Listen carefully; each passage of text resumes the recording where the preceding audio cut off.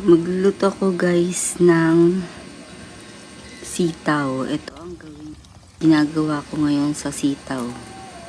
Iprito muna ako ng tokwa.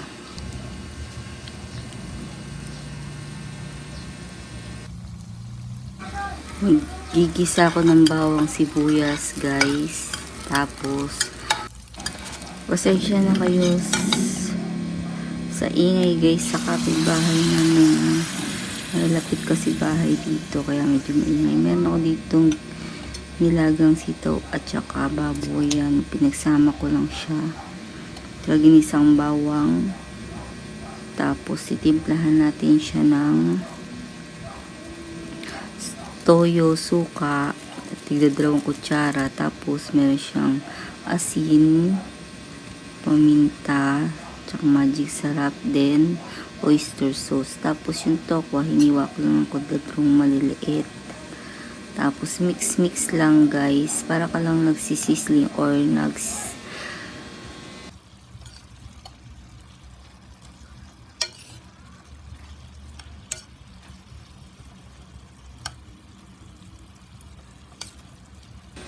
promise guys, pag natikman nyo ito, para kayong kumain sa restaurant.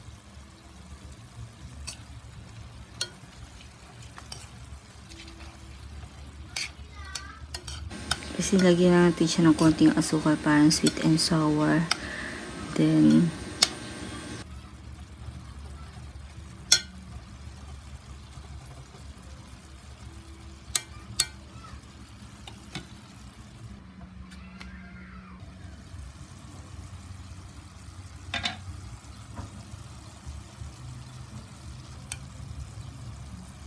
tapos titikman na natin siya guys.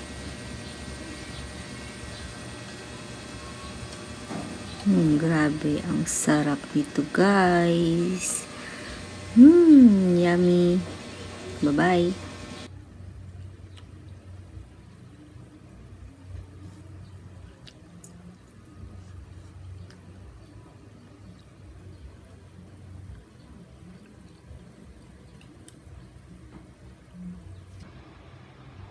Ako guys, dito na 2 Coke Zero na meron siyang yung pansit canton. Yan ang lulutuin natin ngayon guys. Pinagsama ko na yung sitaw at saka yung pansit canton kasi ito ang kakainin namin ngayong araw na to. Kaya watch guys, ito'y lutong pambahay lang pero masarap guys. At inuulit ko guys, sorry for the noise to my neighbors guys, kasi talagang dikit-dikit ang bahay dito guys. Mura lang kasi ang upa namin dito, 1.5 lang, kaya konting tiis guys kasi uuwi naman kami ng Bicol. Yan na nga guys, nag-umpisa na akong magluto guys. Ang ginamit ko ay mantika at nagprituan ng manok, mas masarap guys. Tapos yung left barbecue namin kagabi, pinirito ko na guys. Tapos bawang sibuyas lang guys. Tapos tokwa guys.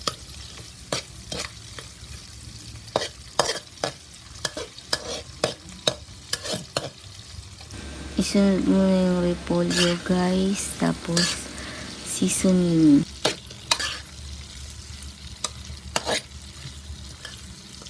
Tapos tubig.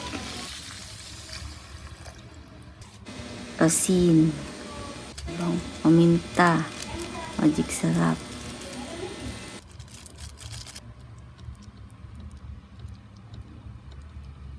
Tapos ilagay mo na yung pansit canton guys. Tapos mix lang natin. Lagyan ko lang siya ng sili guys para masarap-sarap konti.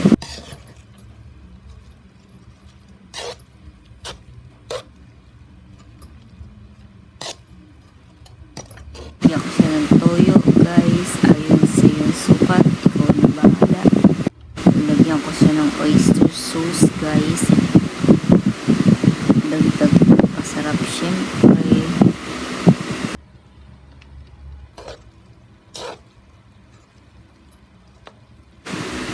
Mix lang guys.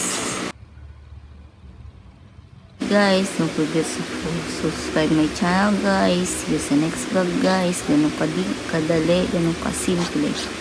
Simpleng buhay.